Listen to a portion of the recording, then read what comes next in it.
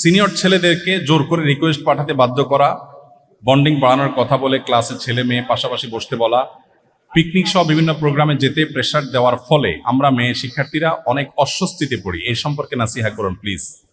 শিক্ষা প্রতিষ্ঠানগুলোতে এ ধরনের অনাচার অনেক ক্ষেত্রে হয়ে থাকে। আমাদের আল্লাহকে ভয় করা উচিত। আমরা মুখে নারী অধিকারের কথা বলি, কিন্তু মেয়েদেরকে অস্বস্তিকর পরিবেশের মুখোমুখি আমরা করে দেই।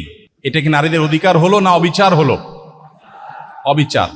এই অবিচার যারা করবেন মনে রাখবেন, একটি জুলুমও নাই যে জুলুমের বিচার কিয়ামতের দিন হবে না। দুনিয়াতে একটা মেয়েকে জুলুম করেছেন, তাকে কোণঠাসা করেছেন, তার মনের বিরুদ্ধে আপনি নানান মুখরোচক কথা বলে তাকে বাধ্য করেছেন কোনো সিচুয়েশনের মুখোমুখি হতে, তার মনে কষ্ট আছে।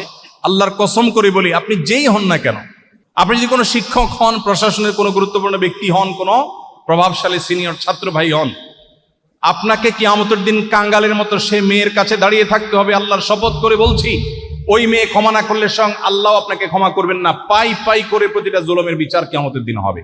পশ্চিমারা আমাদেরকে শিখিয়েছে ছেলে মেয়েরা মিক্স হতে হবে, না হলে তারা উন্নতি করতে পারবে না।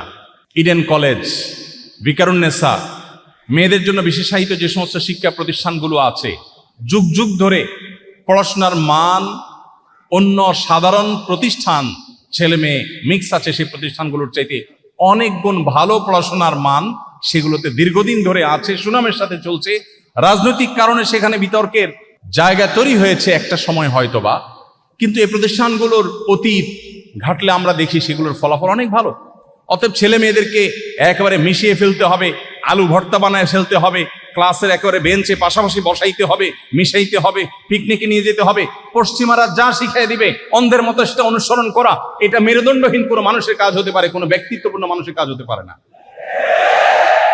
আপনার মধ্যে যদি মেরুদণ্ড থাকে, আপনি মেরুদণ্ড সোজা করে বলবেন, আমি মুসলিম, আমি বাংলাদেশি, আমার বাংলাদেশের এখানকার কালচার আছে, বাস্তবতা আছে, আমার এখানকার হিন্দু মেয়েও মাথার উপর কাপড় দেয়, মুসলিম মেয়ে মাথার উপর কাপড় দেয়। অতএব পশ্চিমা আইডিওলজি আমাকে গোলালুর মতো করে মিশিয়ে ফেলতে পারে না। আমি পশ্চিমাদের কাছ থেকে জ্ঞান বিজ্ঞান নিব, কিন্তু তাদের জ্ঞান বিজ্ঞান, তাদের তথ্য প্রযুক্তি, এগুলোর পাশাপাশি তাদের যে অপসংস্কৃতি আছে, তাদের যে বস্তা পচা সস্তা কালচার আছে, সেগুলোকে আমদানি করে আমার পরিবেশ নষ্ট করি। অনেক বিশ্ববিদ্যালয় আছে, অনেক শিক্ষা প্রতিষ্ঠান আছে, যেটা চারপাশ দিয়ে যখন যাই, ক্যাম্পাস যখন প্রদক্ষিণ করি, আমার কাছে মনে হয় আমার এই তরুণ বন্ধুরা অনেকে, আমি সবার কথা বলছি না, অনেকে তাদের বেশভূষা, তাদের ড্রেস আপ, তাদের কালচার, তাদের উঠা বসা, তাদের লাইফস্টাইল দেখে বোঝার কোনো উপায় নাই এরা বাংলাদেশের সন্তান। তাদের দেখে মনে হচ্ছে যে তারা কোনো পশ্চিমা পৃথিবীতে বসবাস করছে। একটা জাতি নিজের কৃষ্টি কালচারকে হারিয়ে ফেলা, নিজের জাতিসত্তাকে হারিয়ে ফেলা, নিজের আত্মপরিচয়কে হারিয়ে ফেলা, এর চেয়ে দুর্ভাগ্যজনক বাস্তবতা আর কি। অতএব আমরা তাদের কাছ থেকে ভালো কিছু গ্রহণ করব, কিন্তু বস্তা পচা সস্তা জিনিসগুলো নয়। একজন মেয়েকে আল্লাহ তাআলা মেয়ের মতো করে সৃষ্টি করেছেন, পুরুষকে পুরুষের মতো সৃষ্টি করেছেন। আপনি একাকার করে ফেলবেন, মিশিয়ে ফেলবেন, আপনি ভর্তা বানায় ফেলবেন, গোলালু বানায় ফেলবেন, একবারে খিচুড়ি বানায় ফেলবেন, আপনি ব্যর্থ হবেন নিশ্চিত। গোটা পৃথিবীর উন্নত দেশগুলোর অনেক ভালো দিক থাকলেও এই জায়গাটাতে তারা দারুণভাবে ব্যর্থ হয়েছে। তাদের সমাজ ব্যবস্থা, পরিবার ব্যবস্থা, তাদের পারিবারিক বন্ধন সবকিছু মুখ থুবড়ে পড়েছে। আজ এই ব্যর্থতার অন্যতম প্রধান কারণ হলো আল্লাহর সিস্টেমের বাইরে যাওয়া। সৃষ্টিকর্তা তৈরি করেছেন দুজনকে ডিফারেন্ট আপনার প্যাটার্নে, সম্পূর্ণ ভিন্ন ভিন্ন প্যাটার্ন দিয়ে আপনি মিশে একাকার করে ফেলবেন সবকিছুতে, আপনি পারবেন না এবং করতে যাবেন আপনি ব্যর্থ হবেন। অতএব প্রতিষ্ঠানে, শিক্ষা প্রতিষ্ঠানে যদি এরকম করেন, শুধু মেয়ে শিক্ষার্থীদের কথা না, অনেক জুনিয়র শিক্ষার্থীদের প্রতি সিনিয়র ভাইরা জুলুম করেন, আছে না নাই? কিয়ামতের ময়দানে এই সিনিয়র ভাইরা কাঙ্গালের মতো। এই সিনিয়র ভাইটা একসময় হয়তো হাজী সাহেব হয়ে যাবে, গাজী সাহেব হয়ে যাবে, লম্বা দাড়ি রাখবে, জুব্বা পরবে, টুপি পরবে, নামাজ পড়বে, তাহাজ্জুদ পড়বে, দান করবে, সাদাকা করবে, হজ করবে, ওমরা করবে, এমনকি হয়তো ওয়াজ নসিহত করবে, হয়তো অনেক বড় বড় লেকচার দিবে। কিন্তু সে কলেজ লাইফে, স্টুডেন্ট লাইফে, সে ইউনিভার্সিটি লাইফে তার কোনো ছোট ভাইয়ের প্রতি অবিচার করেছে, তাকে কোনোভাবে টিজ করেছে, অত্যাচার করেছে, জুলুম করেছে। কিয়ামতের ময়দানে নবীজির হাদিস বলছে, ওই হাজার হাজার ওমরা, হজ, নেকামলের পাহাড় নিয়ে উঠা মানুষটা কাঙ্গালের মতো ওই জুনিয়র ভাইটার কাছে গিয়ে দাঁড়াবে। রিক্সাওয়ালার সাথে দুর্ব্যবহার করেছেন, ভাড়া দেন নাই, কলেজ ইউনিভার্সিটি স্টুডেন্ট, ধমক দিয়ে চলে আসছেন, গালি দিয়ে চলে আসছেন, আপনার হয়তো মনেও নেই। কিয়ামতের ময়দানে দেখবেন চাচা ঠিকই দাঁড়ায় রয়েছে। আল্লাহর কসম, আপনি সেদিন পার পাবেন না।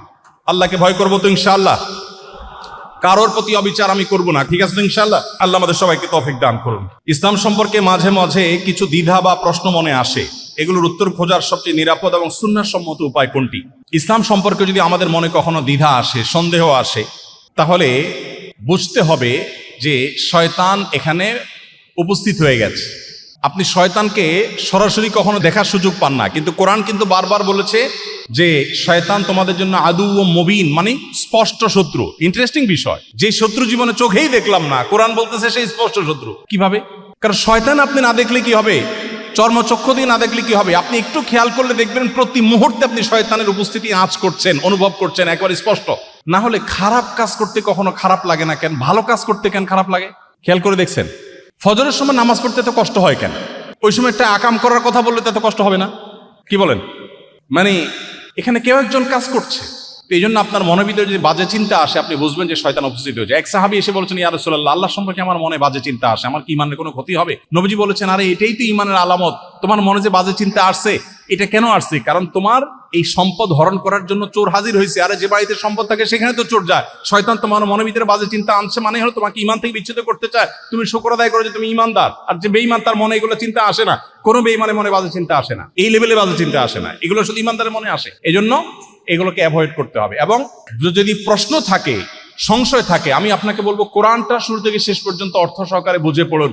আপনি যদি কোরআন সুন্দর করে অর্থ সহকারে বুঝে পড়েন, আমি পরিপূর্ণ দৃঢ়তার সাথে আপনাকে এই আশ্বাস দিতে পারি যে আপনার মনের সমস্ত সংশয় দূর হবে, আপনার ভিতরে ইয়াকিন এবং বিশ্বাস এটি দারুণভাবে গেঁথে যাবে।